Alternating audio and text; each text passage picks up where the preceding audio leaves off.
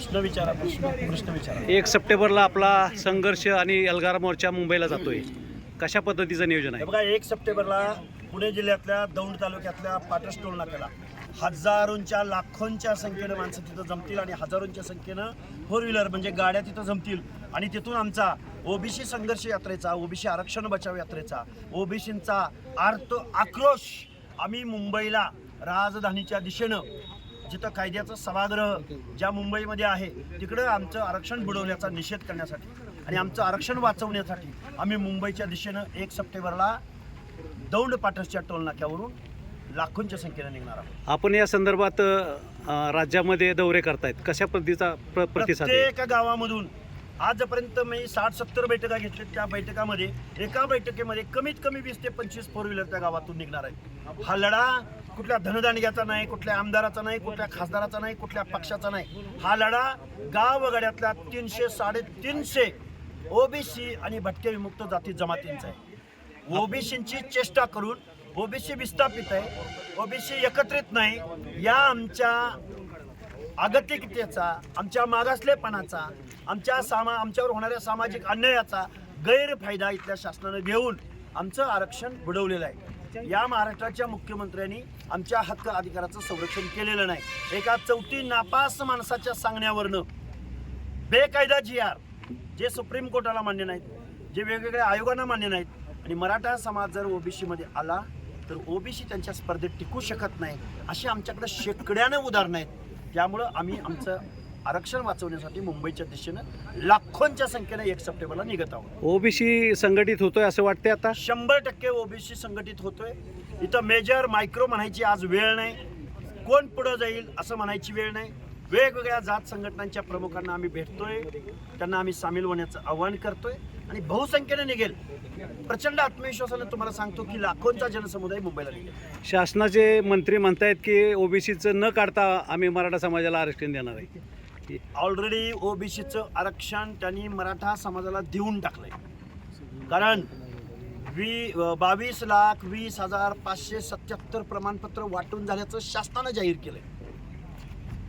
हे आम्ही एवढी प्रमाणपत्र दिलेत म्हणणं हाच सुप्रीम कोर्टाचा अवमान आहे, हाच वेगवेगळ्या आयोगांचा अवमान आहे, हाच संविधानाचा अवमान आहे.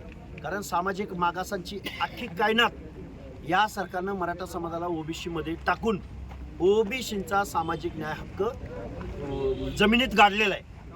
ओबीसींच्या आंदोलनाची दखल शासन घेते असं वाटतंय? 1 तारखेला शासनाला दखल नव्हे, 9 मंत्र्यांना दखल घ्यावी लागेल, विरोधकांना दखल घ्यावी लागेल, प्रमुखांना दखल घ्यावी लागेल, मुख्यमंत्र्यांना दखल घ्यावी लागेल.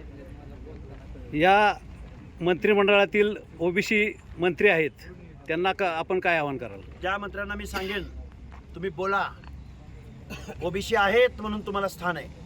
ओबीसींचं जर आरक्षण गेलं तर तुम्हाला साधं तिकीट सोडा, तुम्ही विसरून जाल हे सगळे हक्क अधिकार. त्यामुळे बोलायची वेळ आहे. तुम्ही नाही बोला तर ओबीसी तुम्हाला त्याचा सवाल विचारेल. ओबीसी बांधवांना आपण काय आवाहन कराल? ओबीसींना एकत्रित येण्याचं आवाहन करतो, आता नाही तर परत कधीच नाही. 1 सप्टेंबरला लाखोंच्या संख्येनं आपल्याला पाटस, दौंड तालुक्यातल्या पाटसला जमायचं आणि मुंबईकडे निघायचं आहे. ओबीसी या महाराष्ट्राचे मंत्री महोदय उदयजी सामंत यांनी मनोज जरांगे आणि आम्हा ओबीसी कार्यकर्त्यांना भेटण्याची इच्छा व्यक्त केली. खरं तर मंत्री महोदयांना आमची हात जोडून विनंती आहे की तुम्ही 2 सप्टेंबरचा GR काढून 1 वर्ष पूर्ण होत आलं आहे.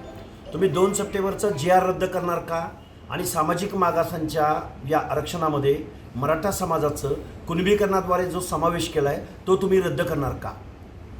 जर ह्या 2 आमच्या मागण्या पूर्ण करणार असाल तरच तुम्ही आमच्या भेटीला या, अन्यथा आमचं आरक्षणाचं झोपडं तुम्ही आज रोजी उद्ध्वस्त केलेलं आहे.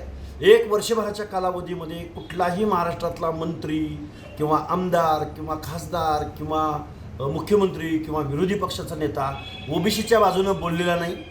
आमचा इथल्या सर्व पुढाऱ्यांवरती, राजकारण्यावरती आरोप आहे की आज रोजी आमचं ओबीसीचं आरक्षण संपलेलं आहे.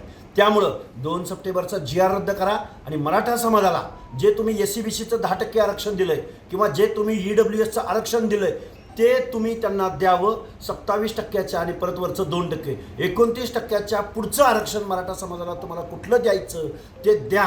पण आमच्या या 27% आरक्षणामध्ये कुणबीकरणाद्वारे जर मराठा समाज येणार असेल तर त्याला आमचा ठामपणे विरोध असेल. ओबीसी